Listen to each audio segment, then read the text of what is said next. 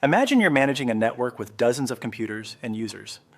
Every time someone joins the company, you're manually setting up their account on multiple machines. Every time someone leaves, you're scrambling to disable their access everywhere. There's got to be a better way, right? That better way is Active Directory. In the next few minutes, you're going to learn exactly how to set it up from scratch on Windows Server. And by the end of this video, you'll understand why Active Directory is the backbone of every enterprise network on the planet. Welcome back to N7 Tips. This is Series 1, Episode 2, and today we're diving deep into setting up Active Directory from scratch on Windows Server. This is foundational stuff. If you're planning to work in any enterprise environment, you absolutely need to understand this.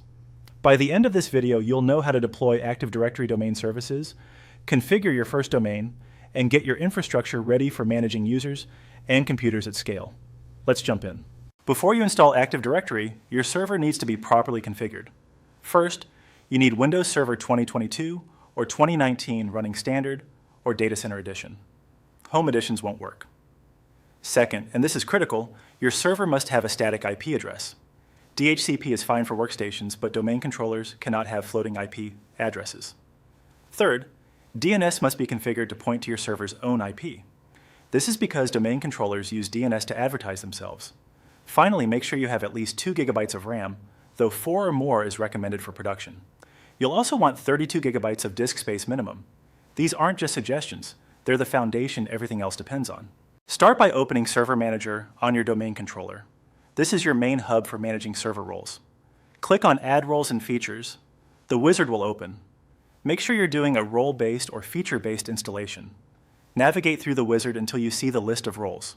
Find and check the box for Active Directory domain services. You'll notice it automatically selects related features like DNS Server and Group Policy. Let those stay selected, you'll need them. Continue through the wizard, review your selections, and click Install. This process takes a few minutes and you might see a notification that you need to restart the server. That's normal. Your server will restart automatically, and once it comes back, ADDS will be installed. After installation completes, you'll see a notification flag in Server Manager that says you need to promote this server to a domain controller. Click on that notification. A configuration wizard will launch. This is where you decide your domain structure. Since this is your first domain controller, select Add a New Forest. This creates a brand new Active Directory forest from scratch. Now you'll enter your root domain name. Choose carefully here. This is the foundation of your entire Active Directory infrastructure. Common examples are company, local, company com, or something similar. I typically recommend using a dedicated domain name rather than your public internet domain, especially in test environments. For this demo, let's say you're using example.com as your root domain. Now the wizard is asking you to configure domain controller options. First, functional levels. These determine which Windows Server versions can operate in your forest and domain. For most modern environments, Windows Server 2016 or higher is fine. This gives you access to newer features while still supporting older infrastructure if needed. Next, make sure DNS Server and Global Catalog are enabled. The Global Catalog is essential. It stores a partial copy of all objects in the forest, which is how domain controllers find resources quickly. Then comes something critical: the Directory Services Restore Mode Password, or DSRM password. This is your emergency backup access to the domain controller if normal authentication fails. Use a strong, complex password here, something 15 characters or longer with uppercase, lowercase, numbers, and symbols. Write it down and store it somewhere secure, separate from your normal admin password. This is not a password you'll use often, but when you need it, you really need it. The wizard will review DNS delegation and run prerequisite checks. These checks confirm your server is ready to become a domain controller. If any checks fail, the wizard will warn you. Don't ignore these warnings. Fix the issues first, then restart the wizard. Assuming everything passes, click Install. Your server will restart automatically and begin the promotion process. This can take several minutes. Don't interrupt it. Once the server restarts and you log in, you should notice you're now logging in with the domain name instead of just the computer name. To verify everything worked correctly, open PowerShell and run the diagnostic command to check domain controller status.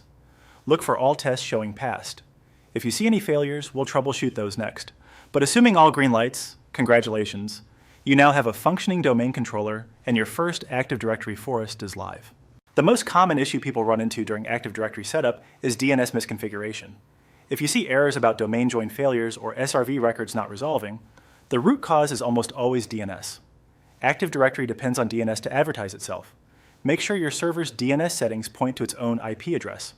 Don't point it to your ISP's DNS or even another DS server. It needs to point to itself because it's now a DNS server. You can verify this is working by running a query from PowerShell. If the query returns results with the domain controller's IP, DNS is configured correctly. If it returns nothing or timeout errors, go back and fix your DNS settings on the network adapter. The second common error is insufficient permissions. You'll get a message saying you don't have permission to promote the server. This happens when you're not running the wizard with full administrator privileges. Always right-click and select Run as Administrator when launching Server Manager or PowerShell for domain controller promotion. If you're creating the first domain controller in a new forest, you need enterprise admin rights. In a new forest, the built-in administrator account automatically has these rights, so use that account. If you've already created a forest and you're adding a second domain controller, the account needs to be a member of the domain admins group and the enterprise admins group. The third common issue is NetLogon service failures. NetLogon is the service that handles domain authentication and replication. If it won't start, you'll see errors in Event Viewer.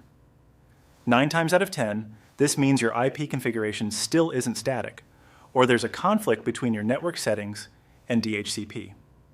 Go back to your network adapter settings and confirm you have a static IP address assigned with no DHCP enabled. Also make sure your DNS is pointing to your server's IP.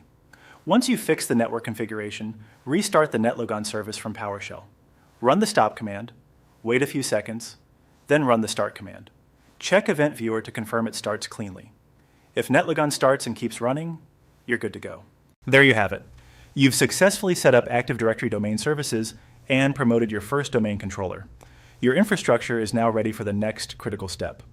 In the next episode, we're diving into users, groups, and organizational units in Active Directory.